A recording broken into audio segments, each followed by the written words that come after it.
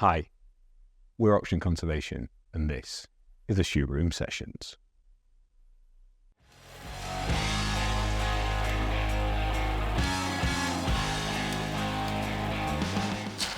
Incredible people. Well, oh my gosh, I'm so thankful you guys. I was just when I saw how I was going to be in London, right? When you talk to someone from the UK, your picture, like they're all in London. Yeah. So I had no idea where you were. I don't know the geography very well. So I appreciate you guys coming way down here. I don't think I've ever told you this story, but your model of leadership was probably the first one I ever found that felt authentic and real that I could work with.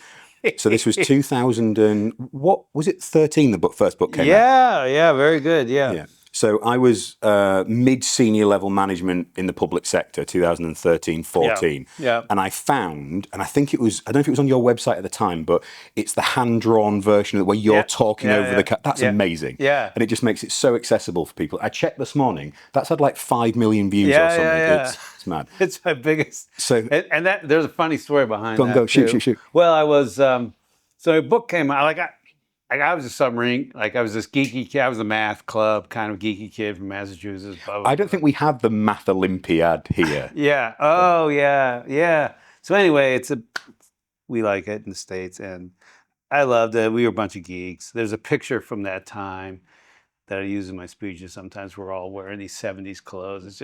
We can link this because I went back and watched your speech at Google. In 17, I think, and you showed that photo. Oh, okay, good. Yeah, and I can send you the photos. So anyway, then and I was really passionate. Sort of uncool now, but the communism is bad. We need to win. And what's a geeky kid to do? Submarines, because that's like, your 3D chess of the head kind of thing. So I signed up, I become a submarine commander against pretty much all odds. I was smart, but I was kind of an introvert. Anyway, How many years is that from enlisting to being a captain? Yeah, like 18, 17, 18. I love the way you're like, then I became a captain just fast. Well, yeah, there was a lot of pain in the middle. So, why am I even telling this That's story? the interesting bit. Oh, yeah. Though. So then I get out, and I'm kind of pissed off because we did this amazing thing, but no one in the Navy was interested. They just thought, they were like, oh, well, you gave great orders. I was like, no, we did it. But anyway, my guys were going out.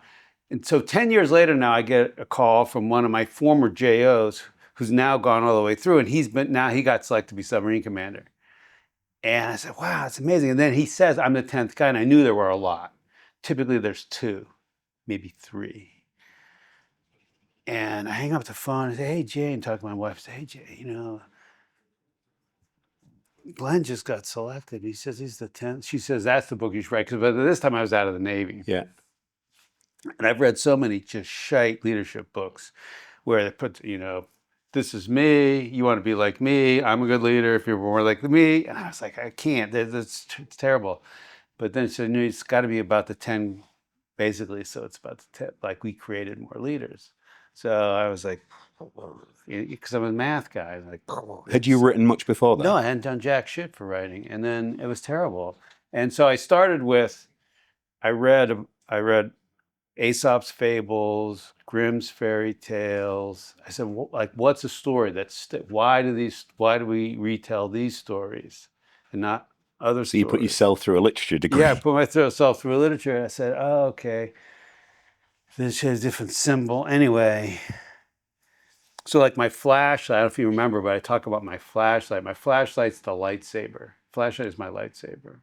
So in Hunger Games, she's got the bow and arrow, and Harry Potter's got it. You need a thing. So that's why I have a flash. And I did have a flashlight. It's not made up. Yeah.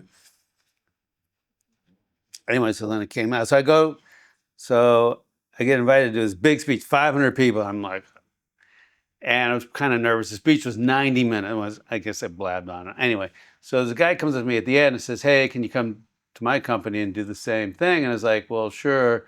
He says, but we're not going to pay you. We're going to make this video instead. And I said, oh, okay. And I said, do I have to do anything? He said, no, we got it. And so they took the audio from that event and brilliant. they had a guy in Croatia do the sketching. I had no way, but when you start out, you do whatever. Yep. So it worked out. I mean, yeah, that was a heck of a payment, right? Yeah. That was So really I ended up more out of it. But they ended up getting a lot because a lot of people would watch the video. They go, "Oh, who made that for you?" There's and a lot of them now, right? when those things were kind of first coming out. It was the first one I'd ever seen. Yeah. And so I was sending them a lot of business. So it worked out for both of us. Love it. It was, and I used that to do my first ever speech on leadership to like 100 people in 2014, I think it was. So not long after the book had come out. Nice. So the idea that, and my boss at the time then, amazing lady called Lisa. She's chief exec of one of the government departments now. She's also godmother to my kids. Shout out to Lisa. Hello. I messaged her and said, "You're not going to believe who I've got coming on the podcast." Nice. And like full circle for me. So it's genuinely humbling to have you here. Thank you. Yeah, let's roll. Can you tell people who you are and what you do? Oh, yeah. Hey, my name is David Marquet. I used to be a submarine commander, and now I write books. And I'm excited to be here with Oxygen. You say, I see scaling conservation. Oxygen conservation. We are, correct. Oxygen conservation, and Rich and his team. So thanks for tuning in. How does a geeky kid who was enjoying the math Olympiad end up commanding a submarine? Yeah, it's kind of a long and painful story, but the painful bits are often the interesting ones. Yeah, leave that off. Yeah, no, that's the best part. Yeah. So I graduated from high school in 1977. The 70s were a terrible time in the United States, maybe everywhere. I don't know. We oil shocks, Cold War, Iranian hostage crisis. Soviets would take all the gold medals at the Olympics, that kind of thing. And I felt passionately about the Constitution. I think, a world where people have choice. You can choose your spouse, your profession, your religion, whatever, is better, just fundamentally. And so I went home one day. My dad's a scientist, got a PhD in optical physics, blah, blah, blah. And I said, no, I think I'm going to go join the military. My mom was like, no, you're going to get beat up. I mean, look at you. I was like, thanks. I said, Mom, I read about these things. They're called submarines. They hide from people. That's their whole thing. And she says, okay, I can see that might work. And so I join the Navy, go to the Naval Academy. They give me a book. It says, leadership. Basically, leadership is telling people what to do. Very clear. Leadership is not about, then there's a little tiny asterisk that says, oh, by the way, it's good to know what they think. But at the end of the day, it's about giving orders. It's easy. There's 2 steps. 1, know the right answer. 2, coerce your team into doing it. Oh, no. I think maybe it said inspire or motivate. But these are all camouflage for the truth. And I think it was just because I was this weird, introverted kid with a math science thing. I would listen to people's words. And when they said things, I would take them at their word, but they would often say A, but really mean B. And it was really confusing to me. So on the strength of my ability to know the right answer and coerce my team, I did well. Of course, when I left a job, the performance went back the way it was. But this is just another feather in my cap because I can say, hey, look how important I was. I was the guy who made it happen. How many steps are from enlisting to being a captain? There's 4 steps on the submarine, and then you alternate, so you go ashore. So there's seven steps. Okay, and you said it was 18 years from enlistment? Yeah. So it's like 2 or 3 years per step. What I think is really interesting is you had a different approach. You could see through the veil of the bullshit everywhere. Yeah, it was like the Matrix. But you managed to still navigate that. And there's echoes in so I had 16 jobs in 9 years. And I knew it was bullshit. Yeah. But my thing was I changed job every 6 months because I just outworked everyone else. And before they got too annoyed, I moved to the next job. How did you manage to balance the 2 things? Yeah. So I was, I think I'm like a rebel. I don't like being told what to do. So I joined the military. So I joined it, yeah. It was funny because on my last day, after 28 years, I turned to my wife, like I woke up the next morning and said, you know what? And so you breathe the fresh air. And I was like, I don't think I really like being told what to do. She's like... They always know, don't they? Yeah. So it's it's hard. Like you mask your personality. Yeah. I mean, I was ambitious and I really wanted to be a submarine commander. And so you play the game.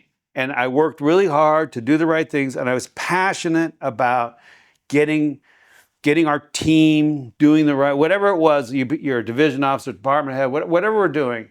I wanted that to run well and I wanted the people to do well. And it was the strength of that. And I have to deal with all these idiot bosses. Some of them were great, but some of them were idiots. And you just play the game. And one thing good about the military is, since everyone moves every 2 to 3 years, like you just set your time, eventually they leave or you leave. Is there a physical or mental cost of playing that game? Yeah, for sure. And it hit me after my experience on the Santa Fe. I went to the Santa Fe. I was supposed to go to another submarine. I was selected. I was super excited. I almost didn't make it. There were a couple points. It was sketchy. But I made it through all the rungs. And at the last minute in the U.S. Navy, we had a ship where the captain quit because they were doing so poorly. What boat were you supposed to go to? I was going to go to another submarine, USS Olympia. Okay. And you were excited about that? This is great. Yeah. And they were fine. It was good. It was what you want to do. We have two kinds of submarines: fast attacks and ballistic missile submarines. And so this is like fighters and bombers. And you want to go to the fighters because those are the submarines that go way into enemy territory, shoot everything, spy on everything, do super cool stuff, and come back with the take, which is what we call like the intel. So and Olympia was like that. And at like 2 weeks to go, after they send you a year of school, and they said, no, you're going to go to Santa Fe. And Santa Fe was a ship we all were laughing at, were giggling at, because she was and it was a different kind of submarine. That was the kicker for me. So I'd spent all. So was that a phone call? Was that a letter, email? Yeah, it was a phone call. Okay. How did you feel when that news came through? I was apoplectic. Yeah. I was good. We were actually on a cruise ship because we had 2 weeks, and I was sick and tired of dealing with the guy on the Olympia because he kept, I do it this way, I do it this way. I really don't care. You guys are doing okay, but I can. And so I had to get out of there. So I said, hey, let's do a little cruise, like the little 1 week cruise around the Hawaiian Islands. You don't get phone calls on cruise ships back then. And so I'm thinking it's the cruise ship captain asking me to dinner or something, because when you're submarine commander, that they like to do that. And it was my boss, because we were at sea, and again, this is 1998. Yeah. And he says, yeah, you're not going to go to Santa Fe. You're not going to go to Olympia. You're going to Santa Fe. And I literally, like, my knees got weak, and I just felt in a haze. How many days into the week do you remember? It was like 3. It was like halfway. We were down off I remember distinctly.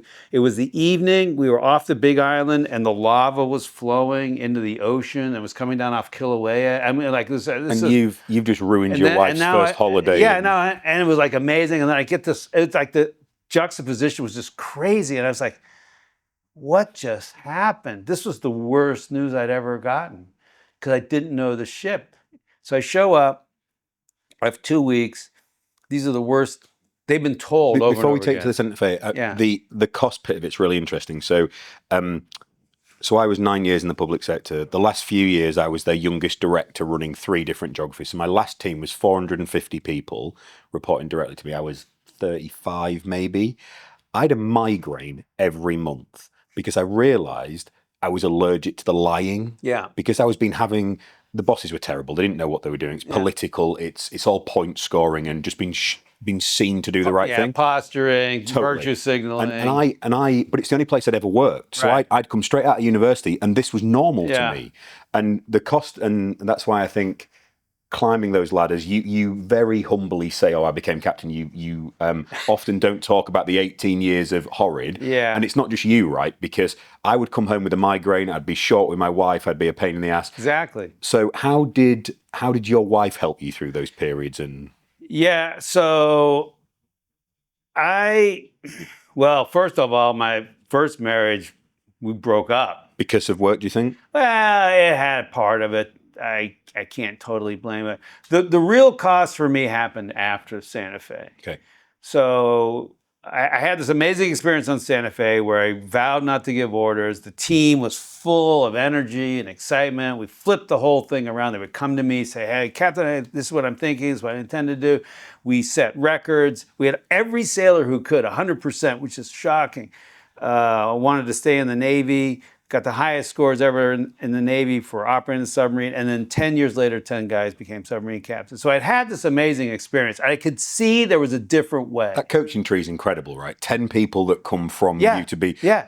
We don't talk about that in the UK, you know. So it's very prominent in the NFL where they'll say, oh, this head coach created this many other coaches. It's not talked about in the UK. Yeah, coaching tree. I hadn't heard that term. But yeah, that's so if you want,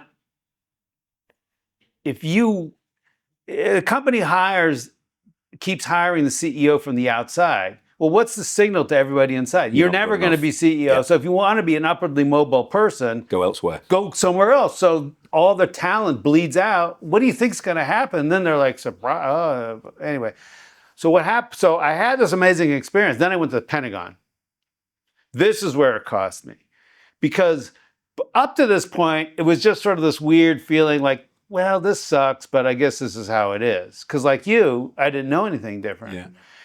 Did you have any friends in business and commercial world, or are you purely focused? I was very isolated. Yeah, I mean, you're literally underwater for a long time. Yeah. I mean, so not only are you isolated in the Navy, you're isolated in the submarine force, but you really spend a lot of time isolated on your ship. Yeah. I mean, it's crazy how insular. So I've actually spent some time. During my time in government, I toured some nuclear submarines, so I've seen what it's like in older ones. Yeah, it's completely like you separate from the world completely in every conceivable way. Yeah, one I was underwater for 87 days one time.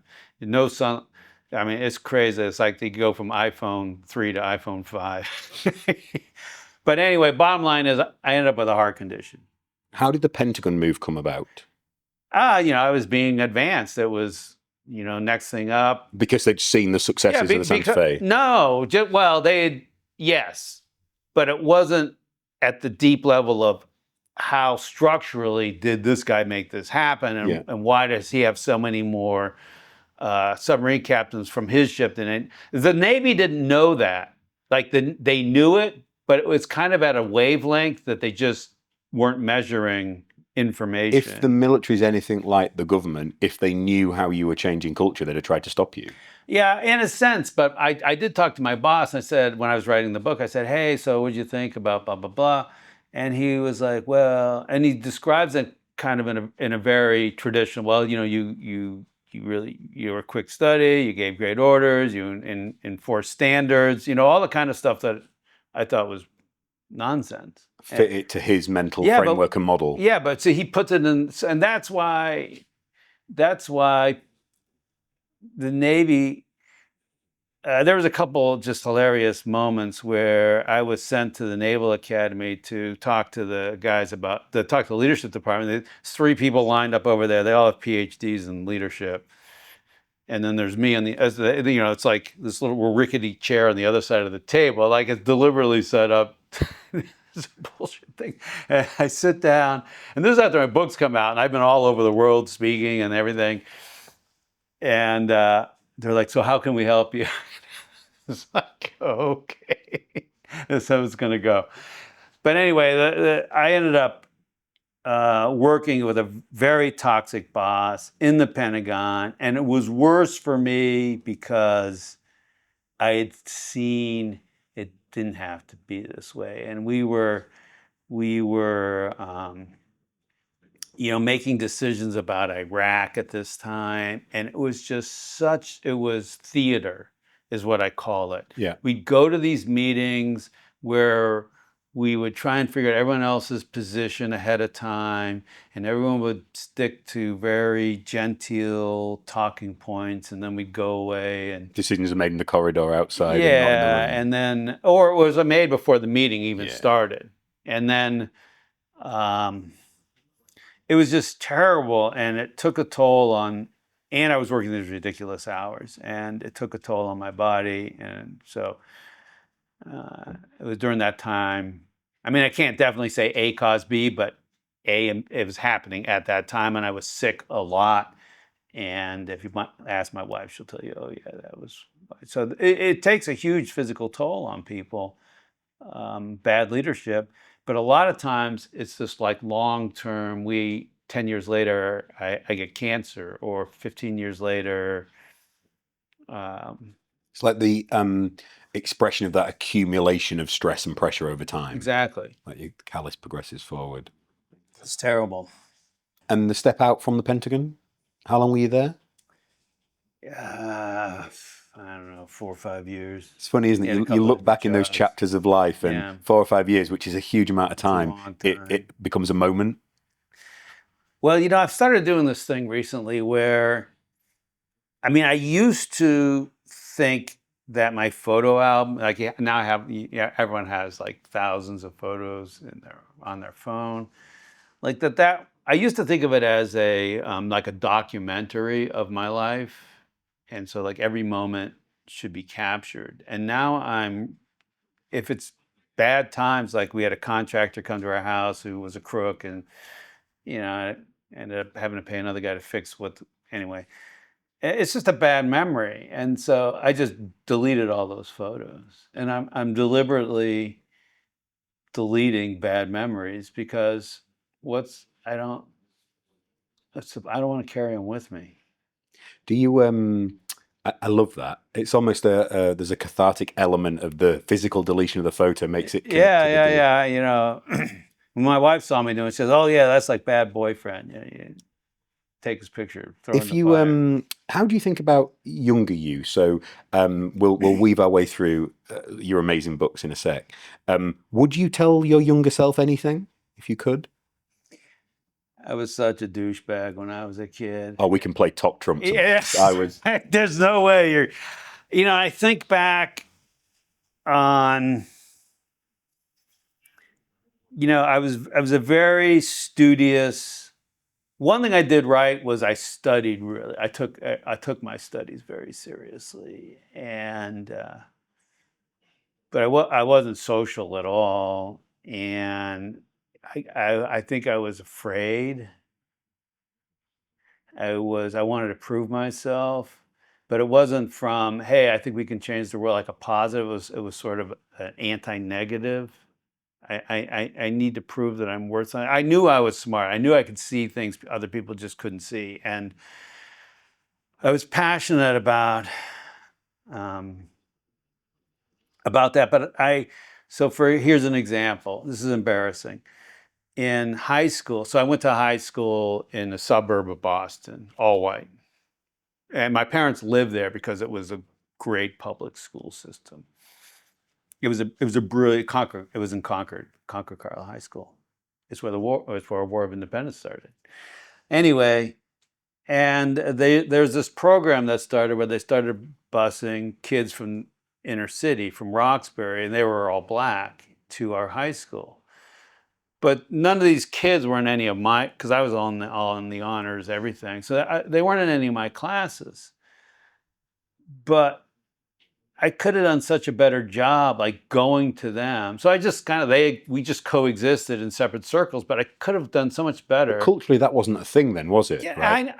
I can give myself all kinds of excuses, but when I look back, I said, man, I was such a dude. I could have gone, hey, welcome here, can I show you around? What do you want to do? You want to, I mean, you now could, but you then probably couldn't. I couldn't. I didn't even think about it. It's not like I thought of it and just rejected it. Said, oh, no, I don't want to feel like doing it. It was just like, okay, well, that's, it's just like another. And there were only like 12 or 13 of them. Yeah. And we had like, I don't know, 250 kids in my class. So, but I don't know, for some reason that kind of gnaws at me. And it's embarrassing to say, but I can think of multiple examples where it's kind of like I was really focused on my team, and they might have been other teams. Not like I would have gone over and say, "Hey, can I help you out?" But just making connections more peer to peer. I had a guy once. There's a book I read. I can't remember. This might be in $1 Trillion Coach. the book. But the guy says, don't worry about your boss. Worry about your peers. Make your peers happy. And I think there's really a lot of wisdom in that. But the boss is about today, the peers are about tomorrow. Exactly. Right? I mean, and I didn't worry. I never worried about my boss. I always worried about the mission. Yeah. Or and so I always would just see through the boss. Well, because often the boss doesn't want the mission, and if the mission goes wrong, the boss is going to be pissed anyway. And there's a lot of dysfunction. Right, exactly. There's a lot of dysfunctional. So it doesn't really matter. You got to get the mission right. And if the mission goes right, your boss is going to claim credit. It's going to be fine. Wait, as soon as you started saying that, you knew where I was going. Oh, I've got literally that anecdote. So I once get, in the government here, the levels are kind of like 0 to 10. 10's the chief exec number. Yeah. I was a 7 or 8, an 8 at this point, and the 9 between me and the main boss. So we're in this team meeting, the 9's meeting. So he's got all his reports. We're around this table. My phone goes from the chief exec and the chair lady at the time going, could you come into the boardroom? We'd like to talk to you about something you're doing. So my boss is like, why do they want to speak to you? And I'm like, I don't know. Yeah, they get really nervous when they skip. Yeah. So they come, and so I would like to come and talk about this thing you're doing in your area. So as I'm leaving, my message goes from the same boss going, I'm telling you to tell them it was my idea. Literally, as they're taking me to the room. Right. Sure, it was his idea. He had no idea what I was going for, but he wanted to know. Because what difference? Yeah. In the end, exactly. So you mentioned the realization when you were younger that you were smart, that you could think. How do you think? How does a thought move through your head?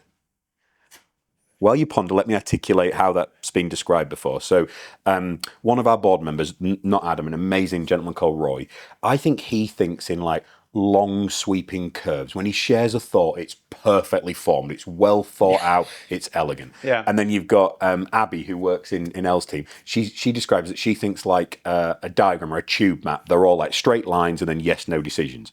When I get a thought, if you give me an object or a word, my brain just goes boom and gives me 20 options, and each one of those gives me 20 options. Yeah. And actually why I write is because if I write, I stay on a thread, whereas if not, my brain just goes bang, bang, bang, bang, bang, bang, bang. Yeah. How do thoughts move in your writing mind? is great discipline because the reader is going to approach it linearly. And so you have to always decide, how deep do I go off, how deep, then next, net deep, next, where do I chunk, where's the end of this idea in the start? Yeah, so anyway, so for me, I like to read about lots of different things and then form these connections.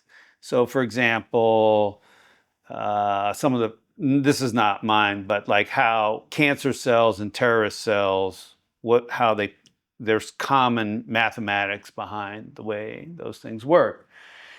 Or how like a virus spreads. And so for me, it's like, there's like this little star. There was an ad which showed this. It kind of says there's a little star, a little diamond in there, and it's kind of sitting there. And then all of a sudden, this light ray shoots out and hits another star, which might kind of go out, and then it connects. And so that's the kind of I guess that's the best description I have. But I also feel like a lot of what I do is I'm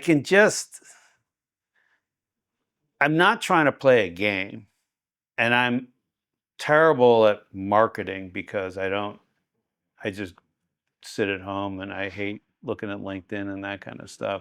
So I'm just me doing my thing. This is what I think.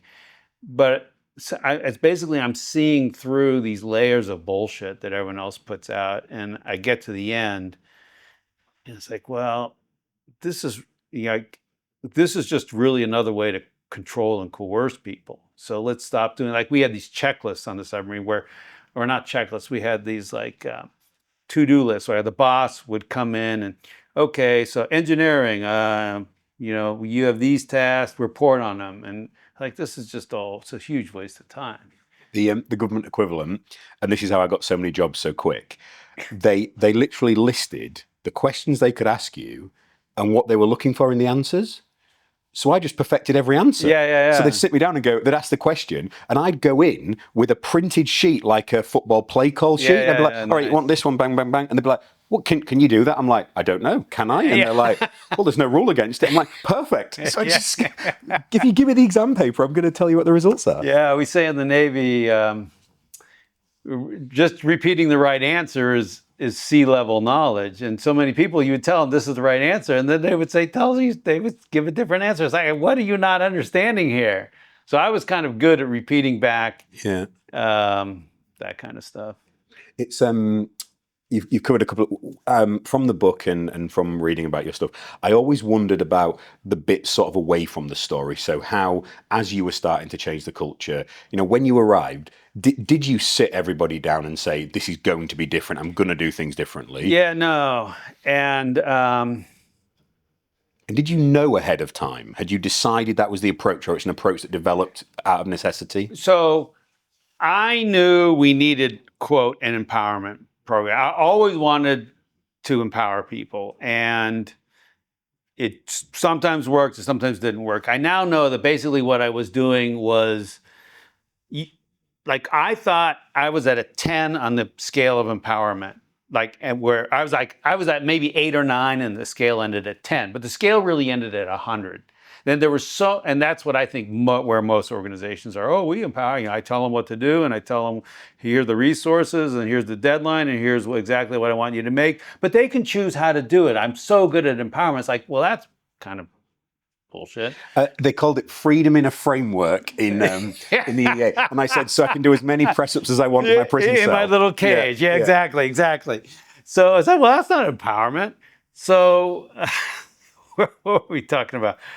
Did you tell them you were going to change the culture? So I go on the submarine, and I give an order which can't be done. It's a trivial thing, but it can't be done. And the officer repeats it. And I said, this is the go faster in the one speed. Yeah, exactly. I asked him to speed up on an electric motor, but it only had one gear. And the sailor was just kind of shrugging, like, these people are idiots, which is, he was right. And I looked at the officer. I said, well, what did you know? Yes, sir. Like, why'd you do it? Because you told me to. And it was great that we had this honesty in my brain. And I was like, okay, we were running a drill on ourselves. So I canceled that. I got the officers together, and I said, look, we're kind of fucked here because I don't know the ship. How many were in your group of leadership team? That was like 14 guys. 14. And just the officers, about 145 people. There's no physical way of you speaking to 140 people in one place on the boat, is there? No. So I wasn't talking to everybody. I just got the officers together, but I made a deal with them. I said, one guy says, well, why don't you knock? I said, well, if I give a bad order, I gave the regular empowerment speech. You be empowered, you take initiative, you speak up. If I say the wrong thing, it's on you guys to fix me. So the key word is you. You guys are all screwed up. You need to change. Me, I'm fine. I'm just going to keep doing the same thing. And I see this over and over and over again in companies. So I got a client right now that we're working with, and they said, oh yeah, we just went through this 1.5 year leadership program, and there was no behavior change, which I can go into 100 reasons why these things are just fundamentally wrong. We teach it the wrong thing the wrong way.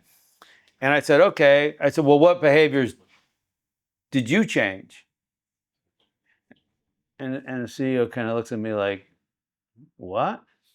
And I'm like, well, like, how did you change? Well, I didn't change. I didn't need to change. I think, well, why do you think you're any different than any other guy? I think they're all thinking the same thing.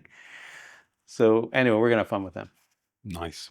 So you got your 14 officers in a room. Yeah. And that's when you went from you to we? Right. And they said, hey, so I said, hey, if I give a bad order, you need to fix it. It's on you to fix it. And the guy in the back of the room says, so that means he's the young guy because we sit. So anyway, he says, well, how about don't give bad orders? We want to fix them. And this was, by this point, it was like 1:30 in the morning. Everyone was exhausted. And I was like, and I had my math team brain on. And I said, okay. And I said, the only way not to give a bad order is never to give orders. And I said, is that what you mean? He says, yeah. So I said, and this is crazy. Submarine commander? So like Russell Crowe, Master and Commander, never giving an order. Yeah. It's crazy. You don't know what it looks like. And I said, okay, let's try it because this is death. This is something else. Could be death, but it might not. So let's go with this plan. But I said, I had seen this once before, this idea of intent. I said, Just tell me what you intend to do. And it's so powerful. It's just a shift from permission to intent. Permission means everyone has to say yes. And if there's anyone who, they don't even not have to say no. They just have to not answer the phone. Yeah. And then everything goes, stop. Permission was designed for industrial age organizations to prevent their people from actually doing anything. That's the whole purpose. But we all run organizations with permission. Intent is the opposite. It's flip. Say, hey, I intend to acquire this new piece of land. I intend to start talking to XYZ equity company about, oh, I didn't get to your email. Yeah, too bad. It happened already. Love it. It has so many knock-on effects now. The young guy at the back of the room, is he one of the 10? Yeah. Because he was a little bit local like me. You know, he was challenging authority when he really shouldn't have. Yeah, they're the best ones, aren't they? Yeah. The ones that shouldn't. You really got to hug those guys. I mean, not literally, but we're quite a huggy culture. Oh, okay, good. You'd be okay on a submarine. Yeah. I might not fit in the bunk. That's the problem. Yeah. You'd fit this way. Yeah, cool. But maybe not this way. Yeah, it's a challenge. So many things there. What I love about the knock-on effects of that intent-based leadership. So it means, and as I understand it, you had your cohort of talent. This wasn't a recruitment model for you, so you weren't out there looking to bring in new people. So you were working with what you had. Can we pause on this? Yeah, of course. So this is really important. I think my job, in a lot of ways, was easier than what a lot of businesses have, a lot of business CEOs, and the reason is because I was operating within this ecosystem of the Navy. I had no control over who was on my ship, no control over who came to my ship. I had no control over what schooling or education or what Navy schools they were going to go to. I had no control over the procedures. And so basically, all I had control over, if you really knock away all the other stuff, is how we talked to each other.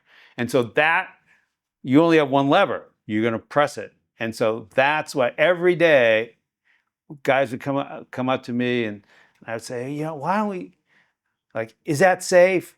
Well, that's binary. Well, yes. Is air travel, is COVID vaccine safe? It's just a stupid question. So, well, how safe is it? Okay, now we can have a conversation. And here's what I would think about. I said, I want them to say more words than me. It's math. It's simply math. And when they said more words than I said, I was winning. When I said more words than them, I was losing. And so I was just kind of all day long on this sort of teeter-totter scale. And when you say, is it safe? And they say no or yes, you just said more words than them. So anyway, because this was the only lever that I had and I didn't have all those other things. So I think it is more complicated. But look, you go to some big company, they got 10,000 people. Next year, they're going to have 9,900 of those 10,000 people. I mean, most of them are going to be the same. So we don't spend enough time in the culture that we have. We think, oh, we're going to hire all new smart people and then treat them like I think it'd be interesting if you've heard this through other companies that have applied your type of approach. I think it drives a higher standard of recruitment. So I think the expression of that is, my rule, I only hire someone better than me in a meaningful way. Otherwise, you're making your business worse every time. Right. If I'm the best person to do something, I should probably do that. Instead, so I've sacked myself 30 times, okay? Elle is way better at marketing than I am. Ben is a far better photographer than me. When we started, it was me and one other guy who sat in a room over there. So when we bought an estate, we went to see it, we bought it, I photographed it on my iPhone, we wrote the proposal paper, I built the financial models, all of it. Yeah. We did, 2 of us. Yeah. There's now 30 of us doing that. So I've sacked myself 30 times. Now, if you can choose that amazing person, it's really easy to say, you decide, you have the intent, you take that. Where I found it harder was in the public sector, where you had people that didn't want to be there, were very lazy, were low performers. Yeah. I couldn't keep them on a ship either, so I had that different. But one of the effects of your approach is it's made us recruit even more talented people. And your analogy about bringing in an external CEO and growing through the team, we have an intern program. Yeah. So the environment sector is very bad at trying to get people to work for free. So for the past 10 or 20 years, it would have an intern program, but it meant they weren't getting paid. Right. So our rule is, no. If you're doing a job, you are being paid. Right. So we're 4 years old now, and our number of applicants on interns has gone 100, 500, 2,000 applicants for a startup company for internships last year. We think we're going to be at 5,000 this year. And that has given us, fabulous. I have got 10 people in their early 20s who they're going to be six-figure employees in 10 minutes. And half of them I've said, when you are ready to leave, I will be your first investor. And the talent that's coming through. Yeah. But it's because we bring them straight in. We don't tell them what to do. We let them be brilliant. So I was at a conversation last night around the dinner table in a stuffy white man's club, let's just say, down in London. And so I wasn't the youngest person there, but close to it. And sitting around this table, and there's all this bemoaning about the current generation is lazy, and it's just like, you guys have not seen what is happening out there. And I was like, hey, when's the last time you used AI? Well, I read about an article in the newspaper. Yeah. We honestly, this young cohort, you should, next time you're back, you should come and see one of the estates and meet these people. Yeah, they are astonishing. They always gives me so much. I'm so optimistic. I'm so excited. I hope I'm around long enough to see what's happened. So you're co-author of the latest book, Yeah. Distancing. Talk to us about the relationship and how you know them. Yeah, so I'm with a guy named Dr. Michael Espy. He's got a PhD in IO, Industrial Organizational Psychology. And so in Florida, we are south of Tampa. I was reading an article in Wall Street Journal about a study that showed that good culture feeds good performance. It was sort of the proof case that culture leads performance, not, oh, now we have great performance, make a lot of money so we can buy pool tables and have a good, it's the other way around, which is what I wanted to believe. So I said, oh, that's a great study. And this, you read through the article and it says, and you read like by Dr. Michael Gillespie, USF, University of South Florida, in Tampa. I'm like, holy smokes, this guy's just up the road. So I reached out to him. We started collaborating on some stuff. And we wanted, and he was doing a critical thinking program. He ran the critical thinking lab and program at the university. And my question was, how do we help people make better decisions? Because it's only step one is to get them to make decisions. Say, this is your decision, not mine. What do you intend to do? So, but now let's make good decisions. And so that's where the collaboration came. And the starting point was, well, we have all these biases. And we know, like from Kahneman, Thinking Fast and Slow, and you can go online, you can find lists of 30, 50, 100, 250 human biases. I said, well, that's not helpful. What if we boiled it down to one? So I said, if we took all these 250, there's only one bias. And it turns out, that's where we challenged ourselves.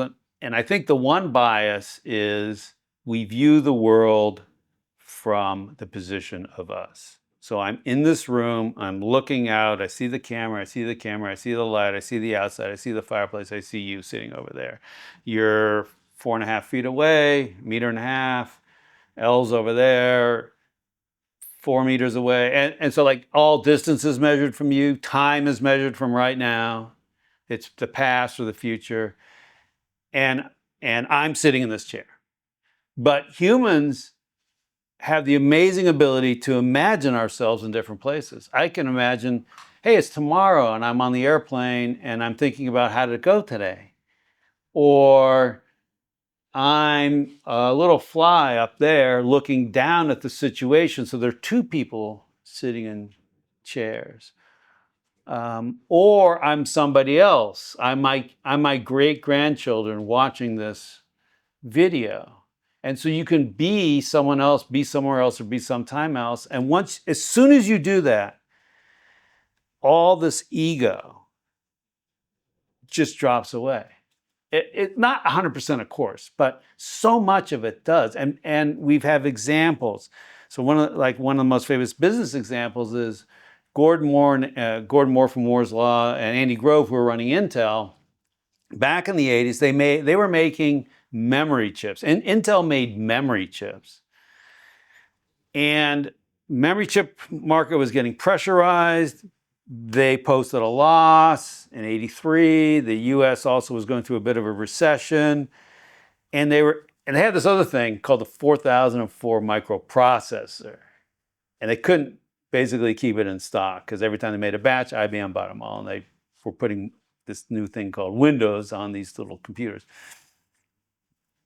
And Andy Grove tells the story. He says, for a year, we were going back and forth.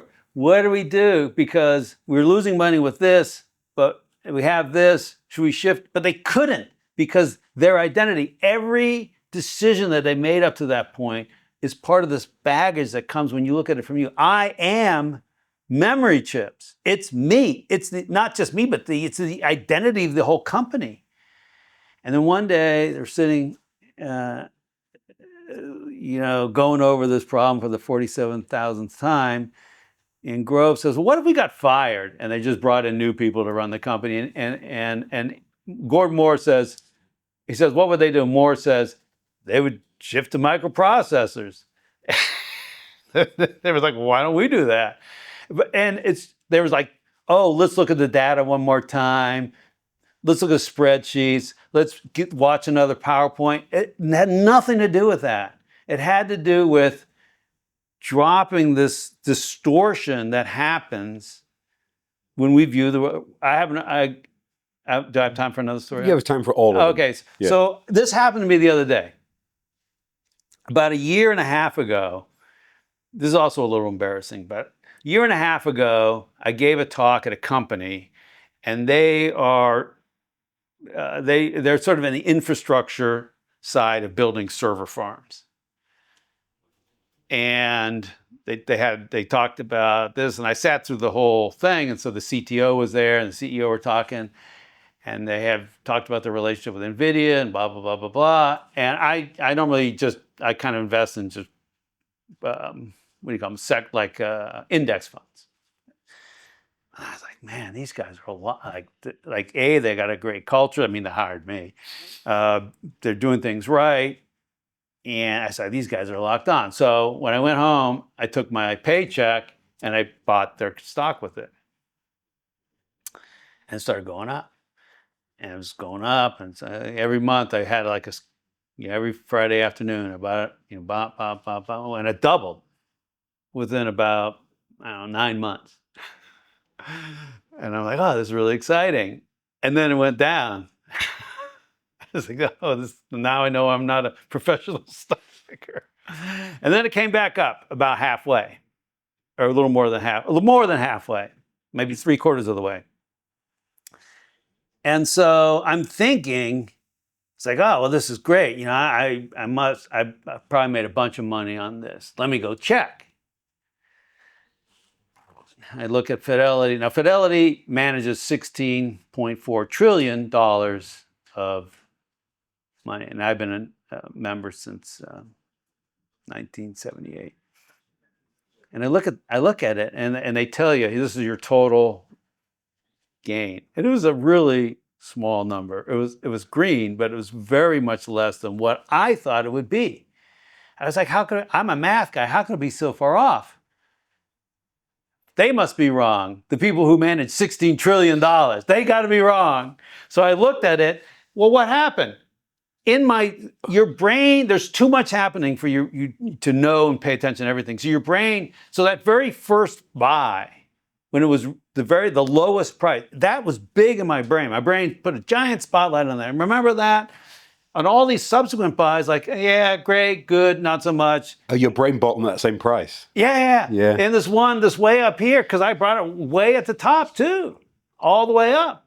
And it's not so much. And so when you think about stuff, this is ego. People think it's not. It's these little tiny. So if I believe that, fortunately I had the math, and I didn't delude myself that this was a second profession for me. So what happens is 90% of American drivers rate themselves as above average. Exactly. And there was a thing in the UK where it said 96%. A law firm ran a survey just last year. 96% said it. And how can that be? We're all deluding ourselves. And that's maybe, it's not harmless. It's not harmless. And we make bad decisions based on thinking we know what's going on, and we don't. And when we can jump out of ourselves. I had this happen to me the other day. Like, I'm sitting in Florida, we're terrible drivers. And sitting at a stoplight, the light turns, I can see it's turning red. It turns yellow, and then it turns red. It turns yellow, and I'm just counting. I wonder how many of these assholes are going to go through the red light. Oh, sure, 1, 2, and oh, look, 3. 2 lights later, I'm like oh, I can make it. I'm doing the same thing. The power of those potential what ifs and being a different place, different person, different time, so powerful. And you talked earlier about your brain seeing those diamond connections in things. Yeah. As you were talking, my brain popped with like 5 of them. One of the best that came to mind. So, do you know who Dan Carter, the rugby player, is? No. He's like the equivalent of. He was. As Patrick Mahomes is now to the Kansas City Chiefs, he was to the New Zealand rugby team when they were the best rugby team in the world. All Blacks. They won 2 World Cups back to back with him. He said why they were able to succeed, every week in training, they ran a series of what-if situations where their coach would be like, Captain, you've been sent off, you're off 80 minutes of the game, left to go. Yeah. Or they'd swap the ball out for something, the ball would be flat, or someone would have a fake broken, any what-if scenarios. I love it. There's the Michael Phelps scenario where they made him train, his coach broke his goggles in training so that if it happened, and it did happen in the Olympic final, he sprinted it without it because it's causing him to operate in a different mindset. Yeah. Love it. Yeah, it's really good. I became the submarine force inspector basically after this time on the Santa Fe. And one of the things that we would do is we say to captain, oh, you're out of commission, you're sick or something, you got to stay in your stateroom. And it really makes people nervous because their team has to operate without them. But if I was trying to change the culture of the force through this mechanism, because if during the inspection, I might be out of commission for 12 or 24 hours, then you make sure the team is able to make decisions, not just come to you all day long and say, oh, Captain, what do we do here? And then you can be the great man who solves all their problems, and you have a long line of people standing, getting ready to genuflect in front of your brilliance. It's a great turn of phrase. Do you know who Annie Dukes is? Yeah, I love Annie Dukes. We got the same publisher. Thinking in Bets is great. But when you she wrote an endorsement for this book. Amazing. Yeah. So when you were talking, the first time I heard anyone express sort of the not is it a yes, no, but how confident are you about this was Thinking in Bets. Yeah. So and the other thing that's great about Annie Duke is she was part of the stimulus for us to get down to one bias, because she says Quit, her third book. She wrote a book called Quit, which basically we stick with things too long. The team's climbing Everest, it's turnaround time, the summit's right there, they keep going, they die. And it's because of this. So there's escalation of commitment, sunk cost fallacy. There's a number of biases, but they all basically mean we don't see that it's time. Sticking with memory chips too long, sticking with video rentals too long, sticking with whatever it is too long. And they're all basically the same thing. Nice. And the other one was, do you know who Dan Martell is? He's like a business entrepreneurial YouTube star. He runs various software businesses. He teaches with your direct reports.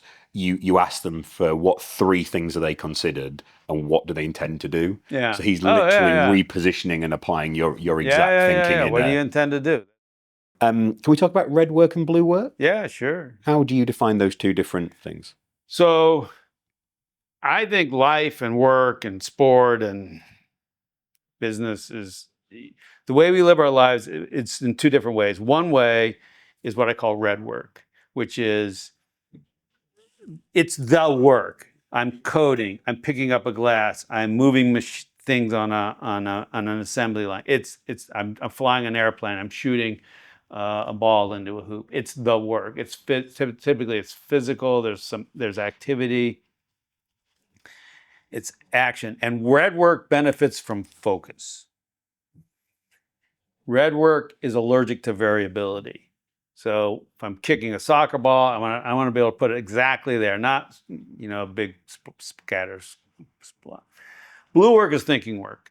Blue work sets up the red work. Blue work is decisions that say, oh, we're going to make soap in this way.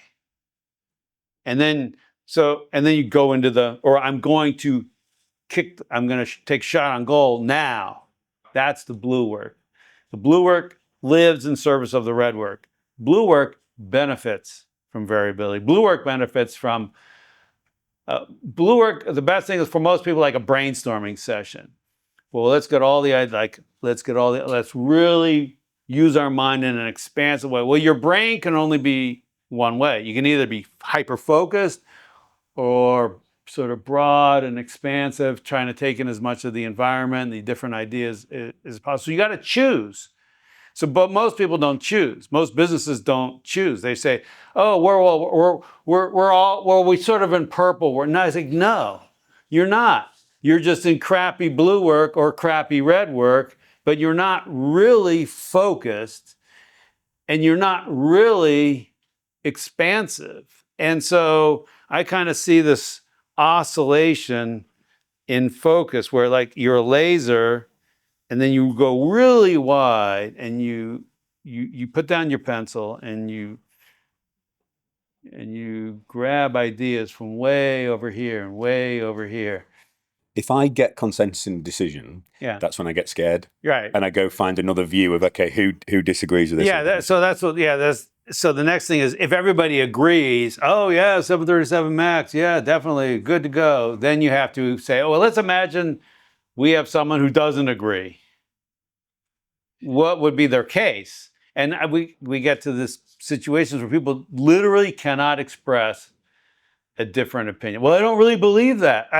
You don't need to believe it. Just what would be the argument? Just hire an engineer. They love doing that. Yeah, so our head of operations, a guy called Dave, he says arguing with an engineer is like wrestling a pig in shit. After 20 minutes, you realize the pig's enjoying it. Yeah, exactly. It's great. So one of my frustrations, a lot of books I read, people throw in a really good idea or concept, but they don't explore how to get there and how to let somebody do it. So that's kind of the first chapter of our book. It's not why you should try and save nature and the environment. It's how we've gone about doing it. Yeah, I think that's a lot of magic in the how. How, when you are purposefully wanting to put yourself into a red work zone, how do you do it? What are your environment conditions? What are the things that you do to be effective and efficient? Yeah, so red work benefits. So red work for me is typically writing, maybe recording stuff. So you benefit from reduction of distractions. First of all, turn off all those little beeps, bloops, and oh, you have 6 texts. Like turn all that crap off on your phone, because that's just a big distraction. When you're in blue work, you don't want that either. So you do that. And then I like to set a timer, because especially now as I get older, it's hard to really, like mentally, you should feel tired at the end of a period of deliberate, strong mental focus.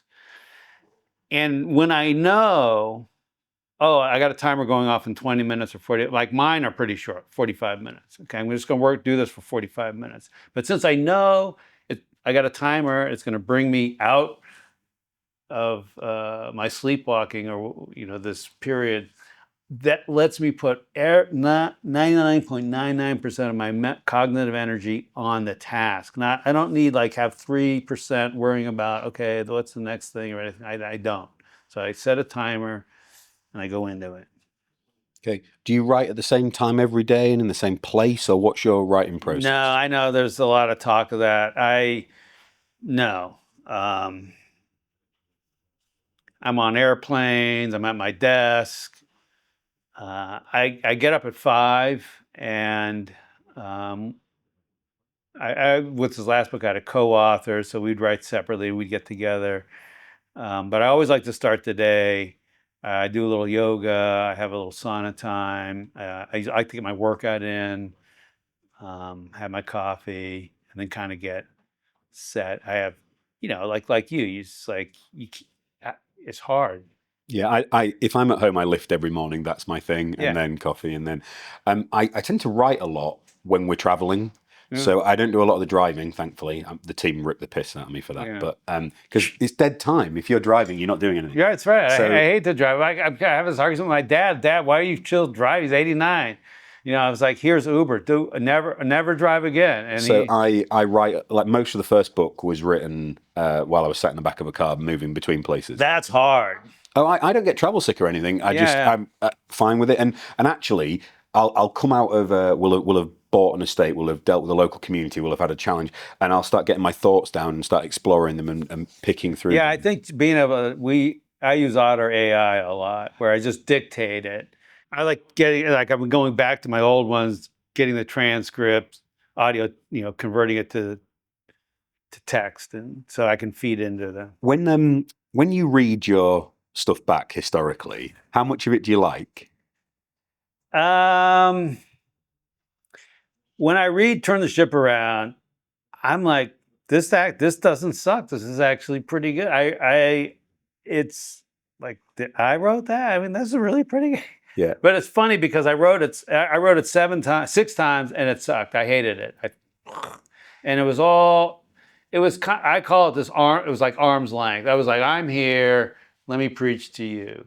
You don't want it to be that way, but there was always this veil of preaching, which just sucks. I was so fed up with the whole project, and I was like, I ruined so many vacations because I'd always say, okay, I'm going to be done, and January 15th, so February, like that, buffer it a little bit. Like, so the end of January, let's go to Hawaii for 3 weeks, vacate.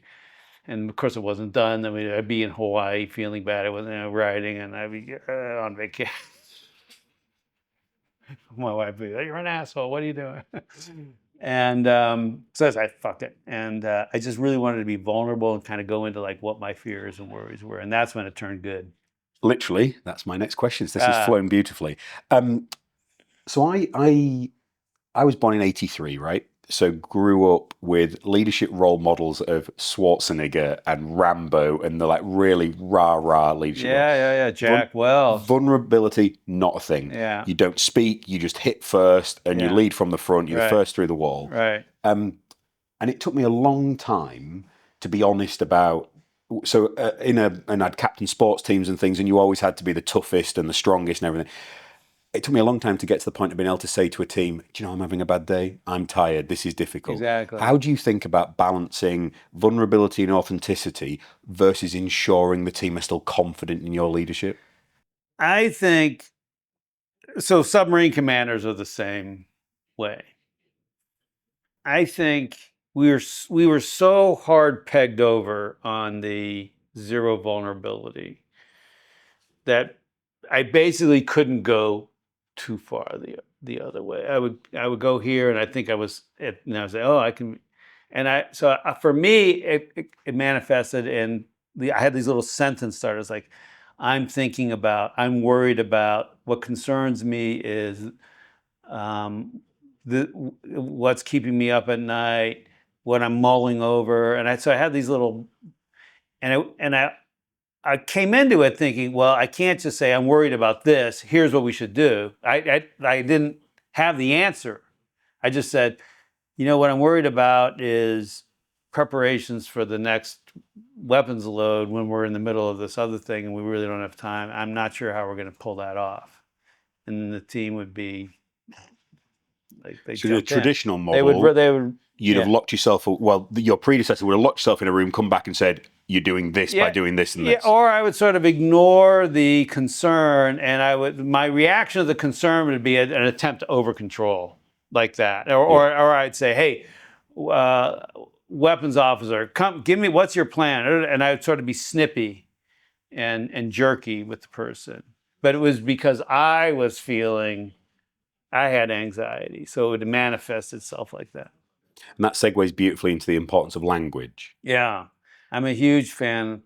I used to be a math guy, but here's the deal. I've had the exact same journey.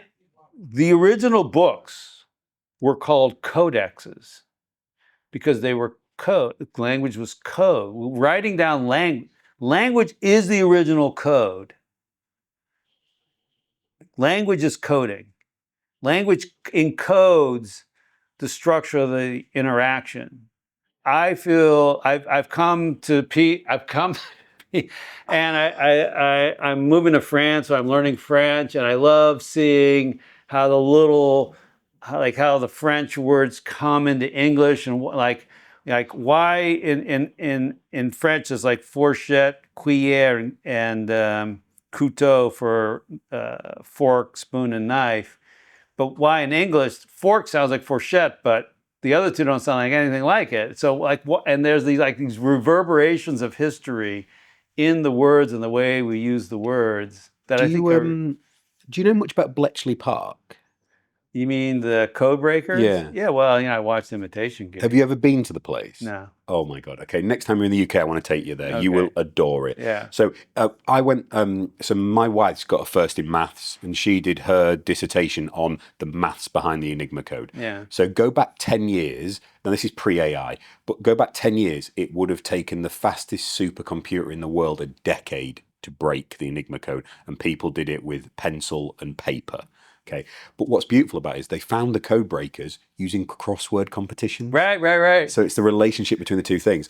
Prior to Google, so I went there, it must have been 20 years ago, there was like a little shed left and the whole thing was about to fall down. And they wrote to Google and said, we're going to lose this place. Right. And Google have put like 5 million into Nice. turning it into this most... And you walk into the building, there's a little note above the door. I get goosebumps when I think about this. And I took the team there when we first started, and it said, small group of people who no one knew about change the world. And I was like, that's the inspiration. Yeah. I had that same journey. I was always, maths first was everything with me. Yeah. Language came later. The reason I asked you about liking the book is, what I adore when I read something, mostly not mine, but other people's, when you get a line that makes you go, oh my God, you almost put the book down, because it's not just the content, it's the wording, it's the way it's constructed and positioned. I love that. And I think there's probably, my first book's way too long, but there's probably like 5 sentences in there where I'm like, oh, I'm really proud of that one. Yeah. So and the rest is just like, it's fine. It's sawdust. Yeah. It's like filler. Or you'd adjust it again if you went back on it. But 5 where I'm like, I'm quite proud of that one. Yes. Do you know the next book that's coming? Do you always write ahead? What's your process? Because it takes a long time for it to go from concept to actually being out in the world. It's terrible. So I'm working on a couple projects right now.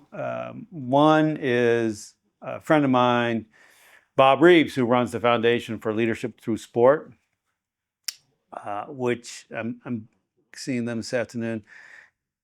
So he's in his 80s now, and he's got an idea to talk about how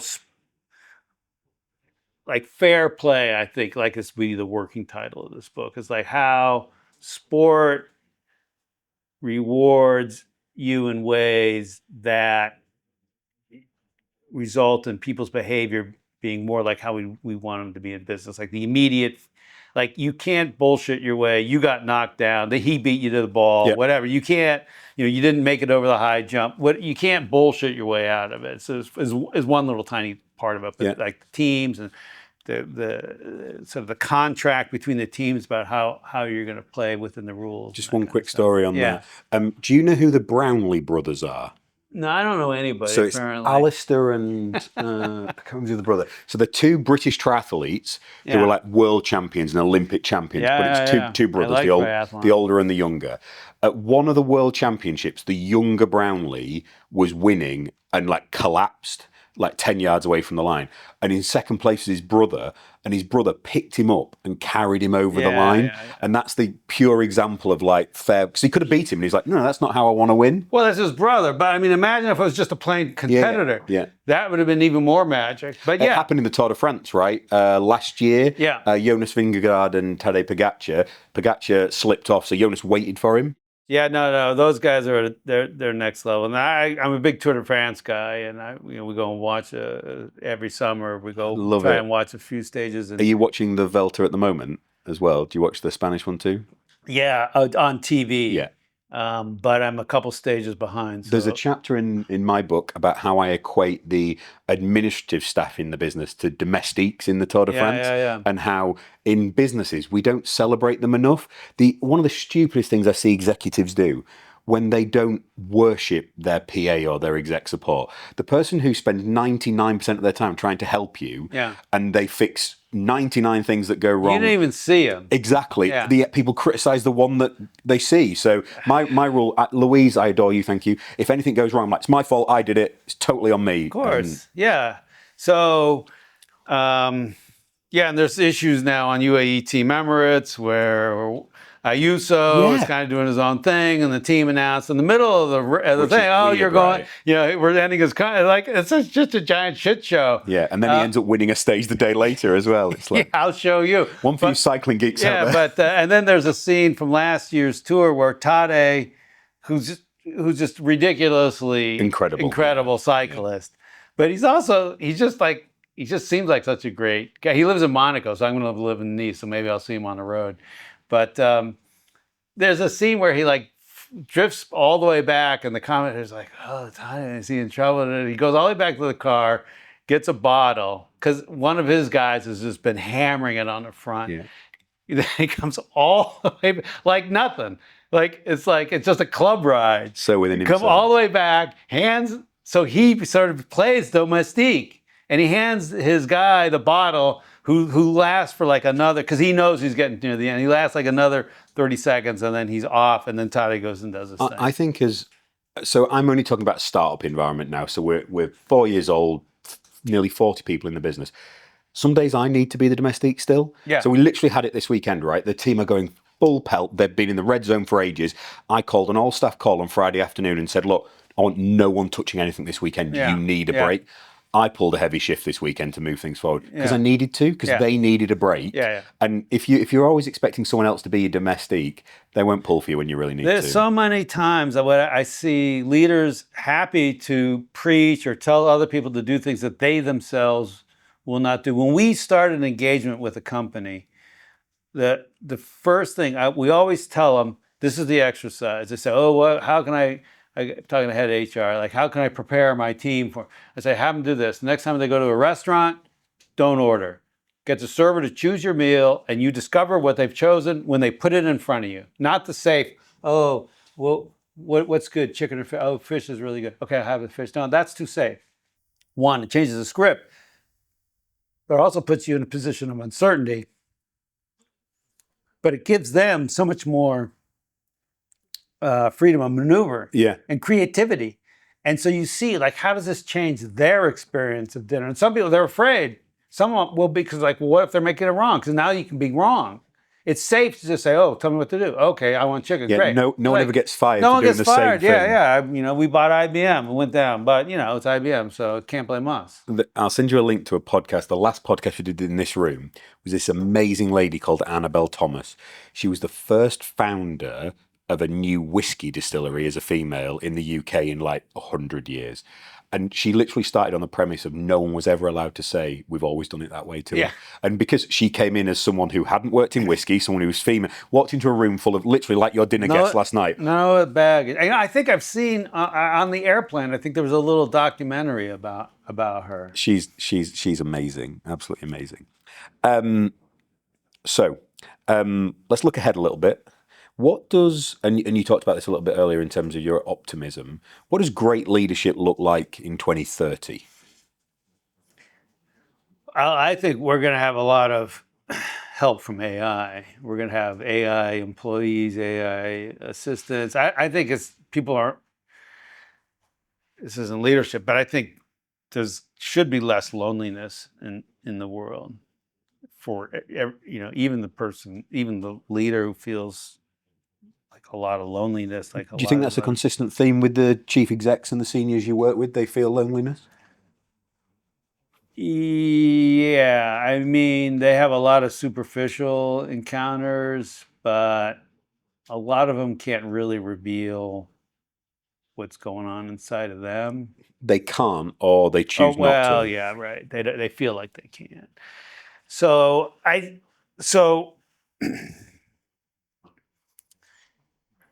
when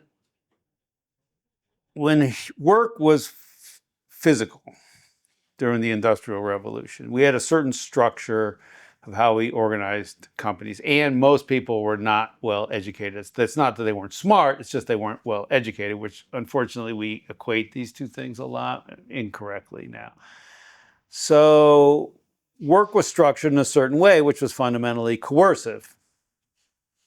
And then we started getting into this knowledge revolution, which we really haven't done very much with, in my opinion, in terms of the language, because the language, it takes several generations to change the language, but the culture of work is changing more rapidly than the language is changing.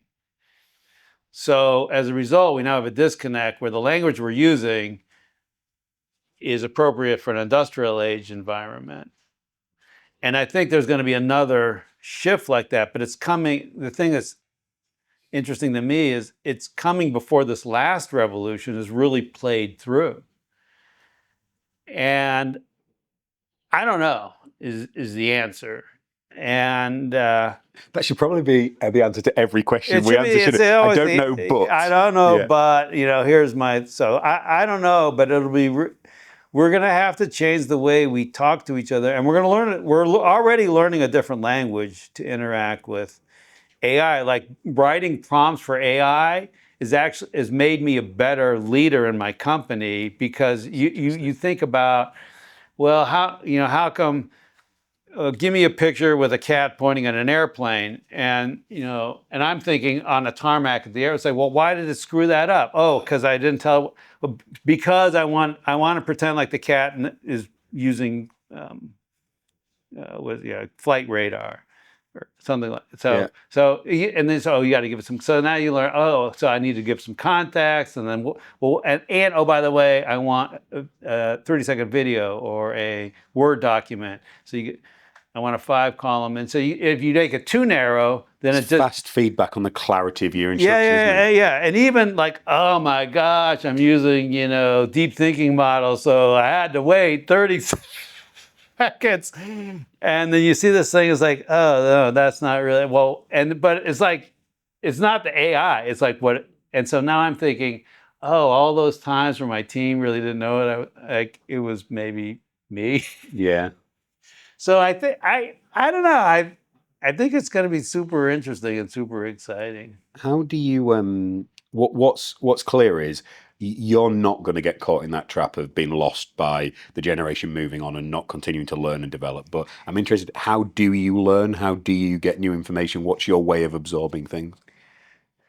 Yeah, so what I'm trying to do is create open space so I can learn about AI.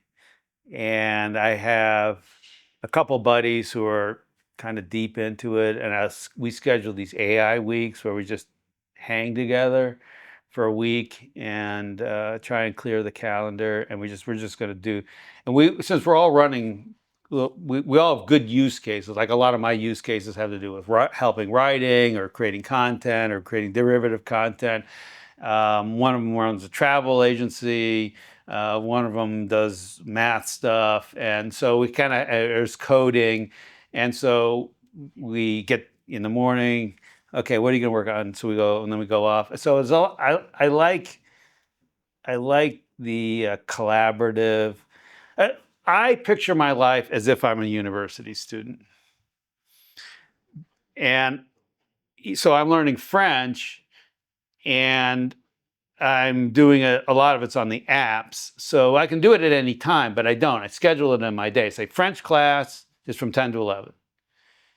And I think of everything like a class. Okay, so even though I have to build, for example, I wanted to make some change to my website the other day. And you can think of it as a chore, or you can think of it as, oh, this is website, call it website development class because, Yeah. like, how much of this can AI do? It's like the mental change from having to do to getting to do. Yeah, you this. get to do. Yeah, I love that.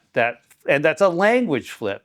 You know, I don't have, like, we had this tube strike. I don't have to. Now I have to walk over here from 3.5 miles away. I get to walk because I can walk. Yeah. I love that scheduling bit. I'm a calendar geek. So, I love that. Yeah, I love that. It looks really good. Now do you have like blank, just think time, or don't do jack shit time? the green stuff's the gym sessions, which is where I do. Oh yeah. The Well, you thinking. got to. That's at the beginning of the day. You got to do the most important thing first. Yeah, because otherwise you lose it, right? You lose it because Yeah. something will happen. You opened up by saying you were a douchebag when you were younger. When did Yeah. that change?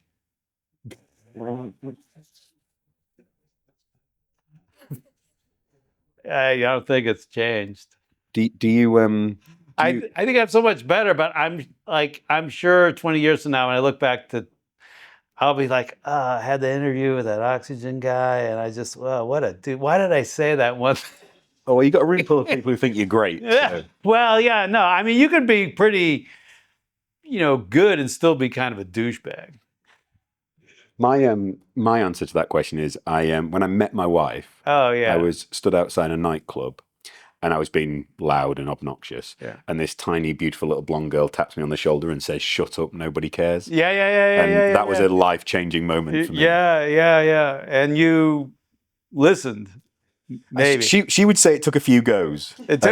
Yeah. Well, she had a lot of confidence in you. And the other one that was really helpful is it's okay to be cleverer than everybody else. It's not okay to show off about it. Yeah. That's douchey. Yeah.